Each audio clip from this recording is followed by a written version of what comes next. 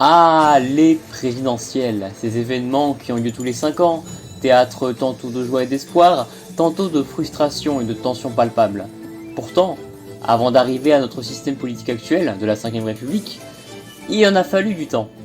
Je vous propose ainsi de remonter le temps en 1848, date des toutes premières élections présidentielles françaises. Ainsi, nous pourrons remonter entièrement l'histoire des présidentielles. J'ai eu l'idée de ce concept en voyant la chaîne américaine de Mr Beat qui a fait toutes les élections américaines. J'ai trouvé ça intéressant de faire de même pour la France, qui a une histoire politique riche en rebondissements. Alors 1848, c'est parti!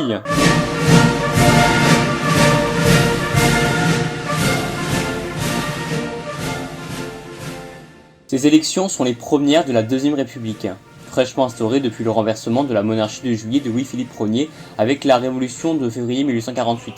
Pour rappel, Louis-Philippe Ier était sur le trône depuis 1830, c'est la monarchie de juillet que beaucoup ont appelée ironiquement la bourgeoisie absolue. De façon plus sexy, Chateaubriand qualifie notamment le régime de bâtard, car mélangeant la souveraineté des barricades de juillet 1830 et l'autorité royale. Néanmoins, malgré des décisions populaires comme la réinstauration du drapeau tricolore et l'acceptation d'une charte démocratique, les réformes de celui qui se considère comme le roi citoyen s'avèrent pour le peuple insuffisantes, et mêlées au durcissement du régime avec son premier ministre Guizot ainsi qu'à la crise économique qui frappe le pays depuis 1846, le roi finit par abdiquer le 24 février 1848 durant ce qu'on appelle la Révolution de février. La Deuxième République est ainsi proclamée le jour même par Alphonse de Lamartine, député républicain. Un gouvernement provisoire est ainsi mis en place, dirigé par Jacques-Charles Dupont de l'Eure, tout un symbole puisque ce dernier fait partie des rares symboles encore en vie de la Première République. Ce gouvernement provisoire prend une série de mesures historiques, telles que l'abolition de l'esclavage, l'abolition de la peine de mort en matière politique et le suffrage universel masculin. Mais très vite, le rêve de certains d'une utopie républicaine sociale prend fin. Le gouvernement provisoire est remplacé par une commission exécutive où les socialistes et républicains radicaux de gauche sont exclus. Les ouvriers vont ainsi protester contre la suppression des ateliers nationaux, une organisation qui était destinée à fournir un travail aux chômeurs parisiens, mais l'armée, commandée par le général républicain Cavaignac, va réprimer dans le sang les insurgés. Ce sont les journées de juin qui verront la mort de plusieurs milliers d'insurgés, près de 1500 fusillés et 10 000 prisonniers. Petit à petit, en parallèle, les conservateurs du Parti de l'Ordre, dirigés par Louis-Napoléon Bonaparte, gagnent du terrain au pouvoir exécutif et législatif. C'est dans ce contexte tendu, entre une droite conservatrice semblant unifiée et une gauche républicaine divisée, qu'est décidé de la tenue d'élections présidentielles le 10 décembre 1848. La commission, chargée de l'élaboration de la Constitution, souhaite la mise en place d'un régime semblable à celui des Américains, avec un régime présidentiel et un président élu pour 4 ans. A noter que les membres ont également réfléchi à la tenue d'un système de grands électeurs, mais l'idée fut finalement rejetée. Un système de suffrage direct est ainsi mis en place, et les candidats, pour pouvoir l'emporter au premier tour, doivent obtenir plus de 50% des voix. Sinon, il n'y a pas de second tour, mais un vote à l'Assemblée entre les 5 candidats qui ont obtenu le plus de voix. Mais alors, qui sont les différents candidats? Laissez-moi vous les présenter. On en compte 6, avec tout d'abord le candidat du gouvernement, le général Cavaignac, à la tête de ce dernier depuis le 28 juin.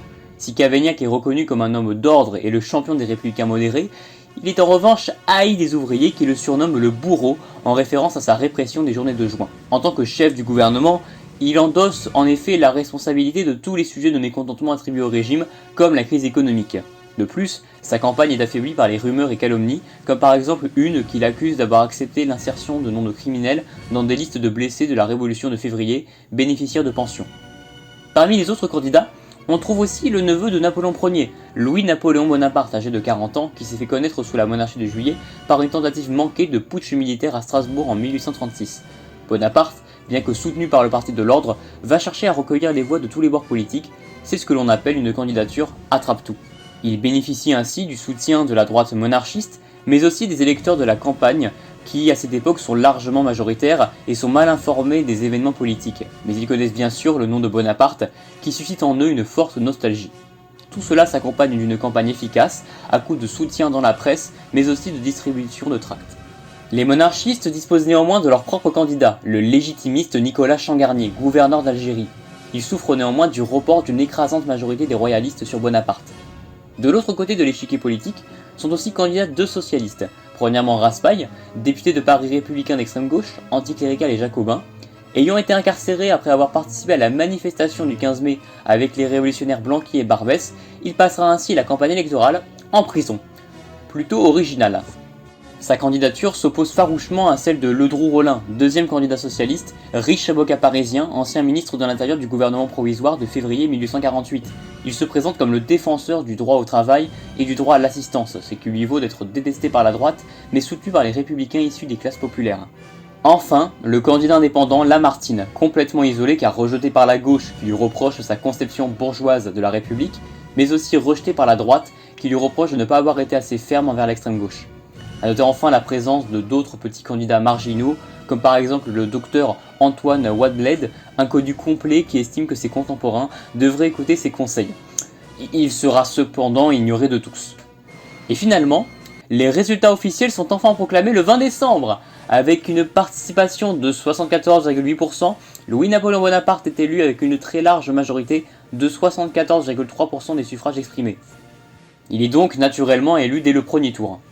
Même à Paris, où les républicains se font le plus nombreux en France, il obtient 58% des voix. Cavaignac arrive lui loin deuxième avec 19,6% des voix. Ledru Rollin, malgré un score décevant de 5%, ferme le podium et maintient les démocrates socialistes en tant que troisième force politique. Raspail n'obtient que 0,49% des voix, ayant surtout bénéficié des voix de ses partisans parisiens et lyonnais. Lamartine, quant à lui, subit une véritable humiliation avec un score de 0,28%. Il met ainsi fin à sa carrière politique. Enfin, les autres petits candidats ferment la marche, notamment Champ-Garnier avec un peu moins de 0,1%. Bon, comme vous l'aurez compris, c'est donc une victoire complète pour Louis-Napoléon Bonaparte. On n'a pas vu un score aussi élevé depuis. Il devient ainsi le premier président de la République de l'histoire de France. Cette victoire sera suivie de celle du Parti de l'Ordre lors des législatives de mai 1849, où le parti va obtenir 60% des députés, ce qui va leur permettre ainsi d'exécuter leur programme conservateur, comme avec la loi de juillet 1849 qui limite la liberté de la presse, ou la loi Fallou qui accorde la liberté d'enseignement en faveur du clergé. Face à la montée électorale des démocrates socialistes de Ledru Rollin, ils appliqueront une répression et vont notamment restreindre le suffrage universel en excluant près du tiers des électeurs. Souhaitant pouvoir se représenter en 1852, Louis-Napoléon Bonaparte cherche à faire voter une réforme constitutionnelle à l'Assemblée, mais en vain. Bonaparte décide ainsi de réaliser un coup d'État le 2 décembre 1851, lui permettant d'instaurer un an plus tard le régime dictatorial du Second Empire.